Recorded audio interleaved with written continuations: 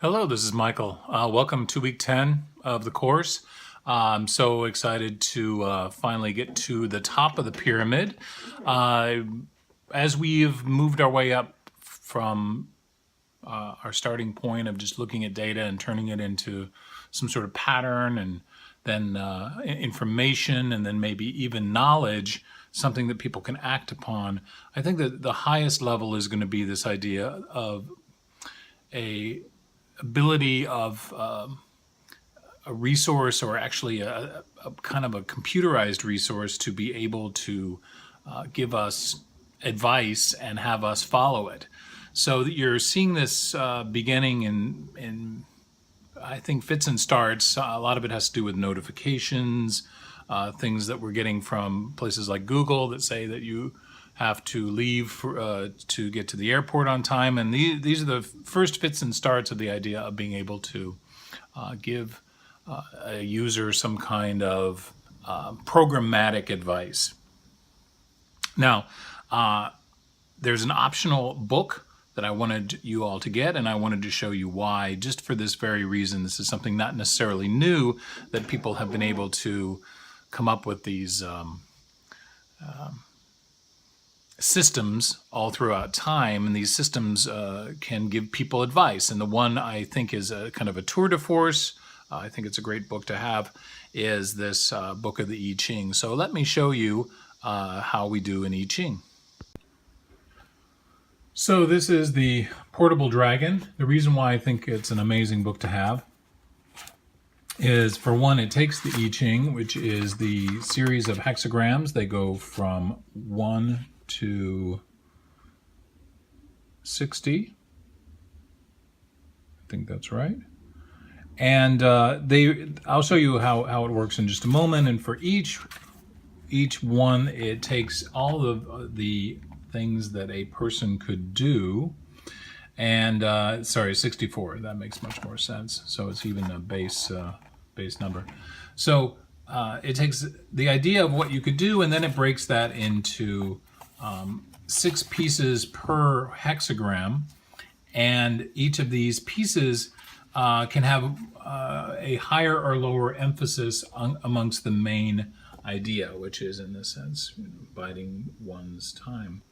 Now, what I think this makes even more, what I think in terms of information architecture it's amazing, is that they've taken these particular ideas and then found parts of Western literature.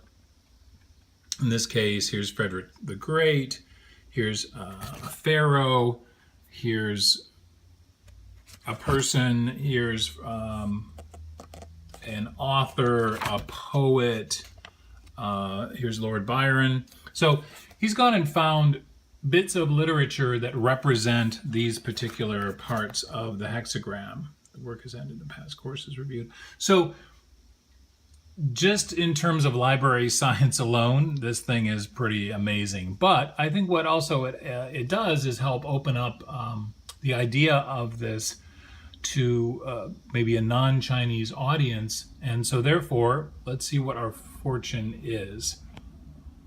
In order to get a hexagram, in order to have a hexagram, you need some coins. And I just so happen to have 3 quarters right here. And the lines themselves, we're going to throw these 6 times, and we're looking for broken or unbroken lines. So let's see how much noise we can make.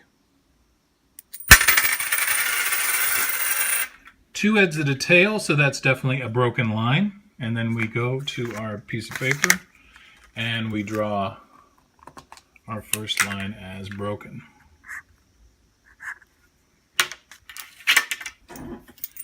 Number 2. Tails, tails, tails. So that would mean that is a solid line. All right, I have finished up. Here is my result, which is able to be looked up here. It is, and so you want to look up your result, and it's actually somewhat interesting how this is organized. So this is extra credit if you can figure out how they allow you to look it up, because I've been staring at it for quite some time. I finally realized my hexagram is 32, but you start to see how this is organized by how many broken lines there are. It's interesting. Okay, so I'm number 32. Let's see what it is. 32.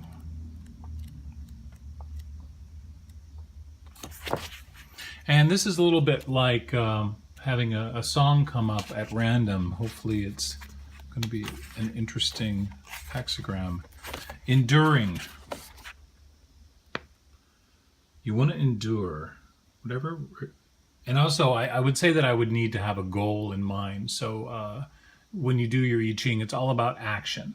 And so the action it is suggesting to me is to endure. And in this case, I'm going to freeze frame.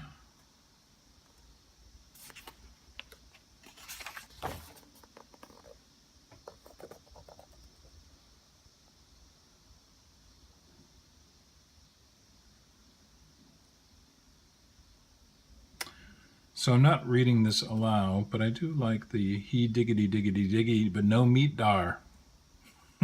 Perseverance alone does not assure success. No amount of stalking will lead you to game in a field that has none.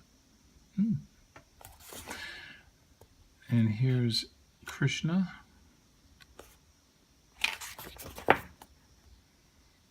Your Excellencies, kind Caesar, what is the course of life of mortal men on earth? So we've got a little bit of poetry. I'm going to read this at length. I would suggest to throw your own I Ching, but as to this being helping me make a decision, I'm going to be iffy right now, since I think I came into this in a too demonstration of a mood, and I didn't think, what is it that I'm trying to achieve? What obstacle am I trying to overcome? Which is helpful when you seek advice. So hopefully, though, the information architecture part comes through.